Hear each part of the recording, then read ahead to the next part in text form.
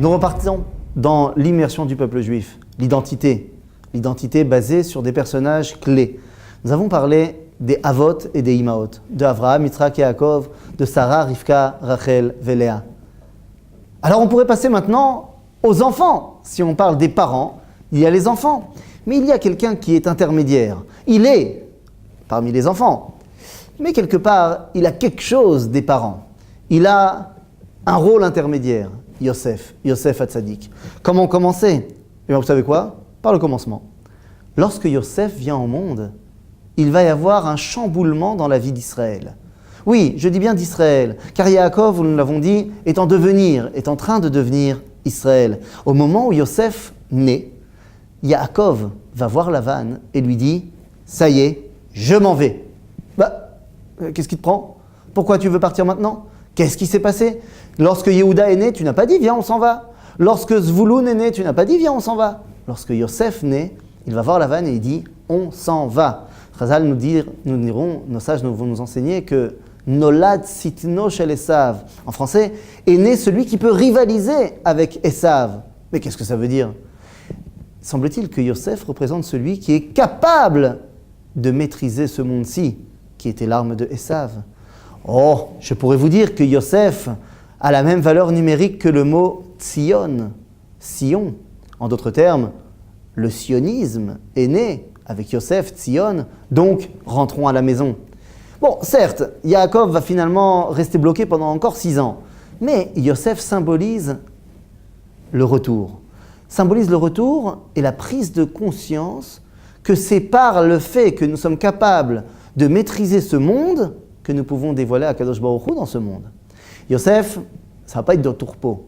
Yosef naît, grandit et finalement est un petit peu mis de côté. Et oui, Yaakov le voit comme étant son successeur.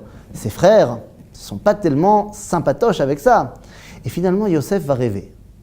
Les rêves de Yosef, on ne va pas les développer ici, mais ils symbolisent une chose, que Yosef est bel et bien le successeur. Car ça veut dire quoi rêver? Rêver, c'est être prophète, du moins pour nos pères. Et donc ça veut dire que si Yosef rêve, eh bien, il est le successeur de la prophétie, du moins pour le moment.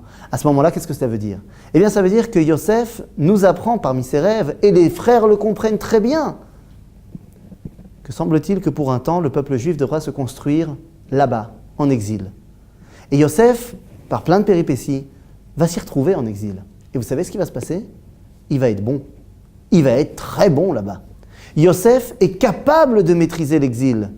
Ses frères n'en sont pas capables. Lorsque les frères de Yosef finalement arrivent en Égypte, on nous dit qu'ils seront Mitzraïma, qu'ils vont vers l'Égypte, pas en Égypte, parce qu'on ne peut pas être trop en Égypte quand on est Yaakov, Zvouloun ou Asher. Et Yosef aya be Mitzraïm. Yosef était en Égypte. Et nos sages nous disent, Hu betzitko. Il était resté totalement fidèle à son identité là-bas en Égypte. En d'autres termes, Yosef est celui qui est capable de prendre tout ce qu'il y a à prendre de l'identité des nations pour après se métamorphoser. Si son père s'est métamorphosé de Yaakov en Israël, Yosef, celui qui est capable de maîtriser ce monde, se métamorphosera en Mashiach ben Yosef. Et oui, dans la tradition d'Israël, il existe 2 relations messianiques, 2 identités messianiques. Mashiach ben David, le Messie, le Mashiach tel qu'on l'attend, qui vient de Yehuda, de la maison de David, et également Mashiach ben Yosef, celui qui prépare l'arrivée de ben David, c'est-à-dire celui qui fait l'infrastructure de le retour possible de l'identité d'Israël. En d'autres termes, Yosef Hatzadik a été celui qui a montré qu'on peut prendre ce qu'il y a à prendre des nations pour les mettre finalement en pratique dans l'identité d'Israël. Mashiach ben Yosef sera celui qui non seulement pourra le réaliser, mais le réalisera. Et donc, c'est tout à fait sans aucune surprise que le Rav Avraham Yitzhak Cohen Cook, qui était Cohen, donc quelque part faisant partie du groupe des frères de Yosef, descendants de Lévi, dira de Binyamin Zeev Théodore Herzl, lors de son éloge funèbre, qu'il était ni plus ni moins que la représentation de Mashiach ben Yosef, celui qui permet la réalisation de la promesse du Mashiach ben David.